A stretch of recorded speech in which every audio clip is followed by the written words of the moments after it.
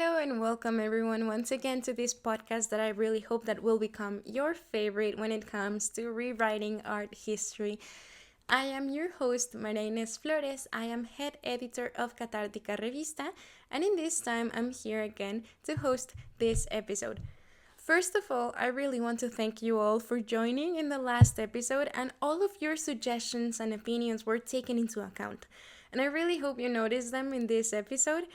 I am trying my best to make the quality of this one way better. So I'm looking straight to the camera. I can kind of fumble sometimes there because I'm quite shy and I look other ways. Also, the audio is gonna be a little bit more worked so that I don't hurt your ears.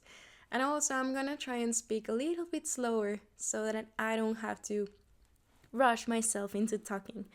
So thank you so much for your suggestions. If you have any more, we're really open to listening all of your suggestions. So welcome to this second episode. Today is November the 2nd. And if you know anything about November the 2nd in Mexico, today is Dia de Muertos, which is Day of the Dead. If you watched Coco, which is not my favorite reference, but it's definitely an example, it is a very special celebration in which we celebrate the comeback of the dead to life to share one last meal each year.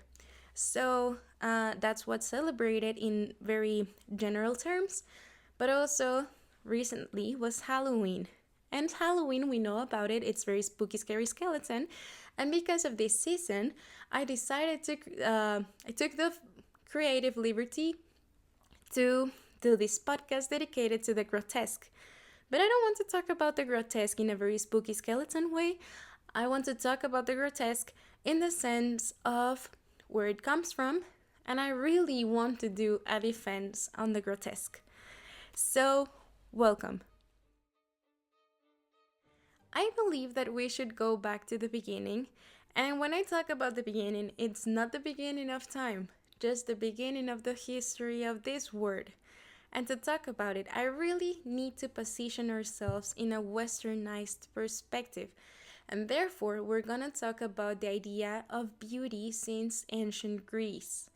So, in the 4th century before Christ, Polycletus did a sculpture that was the canon.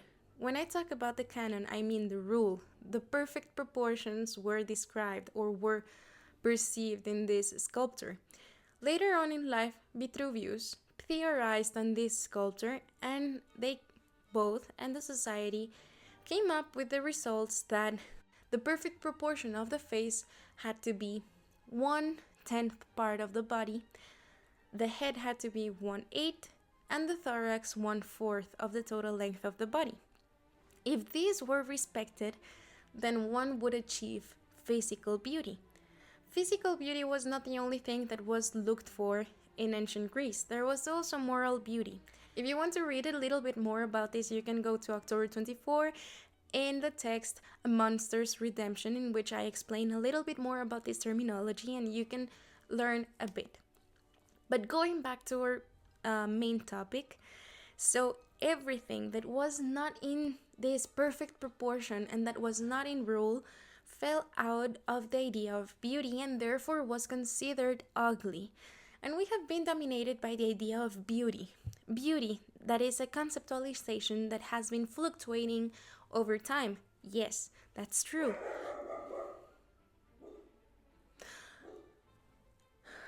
I'm so sorry, I have a dog and she enjoys barking a lot. And this is why I really don't want to focus on dichotomies, because once again, I would fall on what I would like to avoid, as said as in the last podcast. I really don't want to classify things on good and bad, right and wrong, beauty and ugly.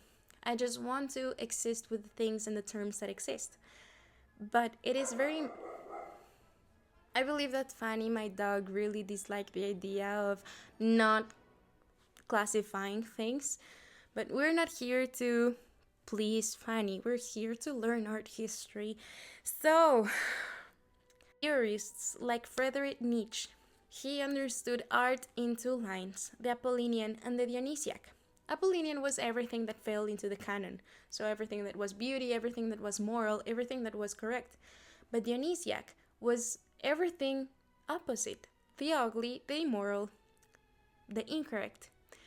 And even though this is very important, now I'm gonna go back also to aesthetic philosophy, and we're gonna understand a little bit about the philosophy of the taste. Immanuel Kant understood art as a subjective field in which there was no knowledge, and the only important part of art was whether you like it or you dislike it. And with this, he came with the terms the beauty and the sublime. Then, in time, George Hegel came and he kind of retracted these ideas and proposed his own. And he proposed that art is actually an objective field in which we can really understand society because art is the vehicle of discourse of a society, therefore a reflection of the Weltanschauung zeitgeist. I am most probably butchering these terms because they are German terms and I really don't speak German, but Weltanschauung is basically the system of comprehension of the world, and zeitgeist is the spirit of the time. So basically, art is a reflection of the context of the society and the production of said art. So when Hegel explained this, he really proposed that all of this, that art should be understood rather than liked. And if you liked an art, then you would understand it. And if you understand something, you would like it. And vice versa. So with this idea of Hegel, really we can go back and understand that art is not there to please you. Art is not there to be liked by you. And you don't have to like art. So art is there to be understood. It's objective. Now, understanding this, we can also go to the origins of the grotesque. And by understanding the origins of the grotesque, we can also like it, or maybe dislike it, but understand it.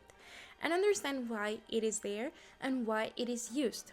So, when it comes to the grotesque, the word grotesque comes from the Neapolitan gruta, which comes from the Greek kryptein. Later on in life, in 1550, the first times that we come across the word brutesca and grotesca, which literally means ornament that imitates the roughness of a cave. It tends to be extravagant and ridiculous. It made a reference to something that was found in a cave, in a gruta. And what's more, later in history, in the 18th century, in the Dictionary of Authorities, grotesque was described as a type of ornament in architecture painting composed of small leaves, rocks, and shells. And these came back as horror back. And this is why there was such an exuberant usage of leaves and movement. And we can see all of these examples and all of these concepts in Baroque pieces such as the Ecstasies of Saint Teresa, or in Mexico, La Capilla del Rosario. This is why everything in the Baroque era is covered in movement and in leaves and in circular motions, and everything is avoided when it comes to the void. Nevertheless, words change in history and they transform into new concepts. And nowadays, grotesque is not considered as extravagant, but rather something spooky, horrifying, disturbing, etc. And nowadays, grotesque is something as a resource to understand the form of or an ideal as an allegory. And this is why it is used in some films, like in most of the films by Alfred Hitchcock, or in the case of a very acclaimed movie that's coming out right now, and it's out actually in the cinemas, The Substance. And this actual episode is very, very inspired in The Substance, because I want to watch the movie, and I do believe that the idea, it is there, and the allegory of what the movie means is right there. But the director made a decision to make it grotesque, and with the fear of the void, she used horror vacui to make it even more intense. And this is why The Substance turns out to be a perfect body horror movie. It is terrifyingly grotesque in the sense of exuberant. It is so extravagant that it ends up being what it is. So, with this as a conclusion, I really want to invite you so that the next time that you think about that something is grotesque, maybe you reposition yourself in what context are you thinking about it being grotesque? Is it only extravagant? Is it ridiculous? Is it exaggerated? Or is it horrifying and macabre? Thank you so much for watching this episode. I really hope you enjoyed it. If you did, please subscribe, like, share, and comment below your opinions. Let me know whatever you think. And if you want any topic to be covered in these episodes, please let me know. Don't forget to follow us in our social media and please read the digital magazine. Thank you so much. Take care of yourselves. Goodbye.